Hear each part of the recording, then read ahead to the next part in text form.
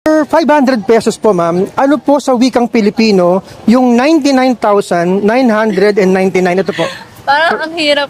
For 500 pesos, sir, ano sa wikang Pilipino ang 99,999?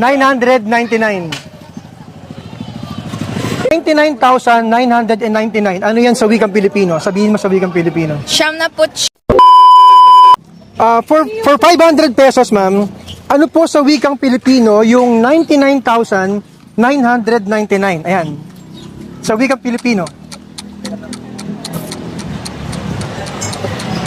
Siyam... Hindi, mali. Ano to? Kasalanan niyo to, guys. Hindi ko alam yun. 10, Hindi 9, ko alam.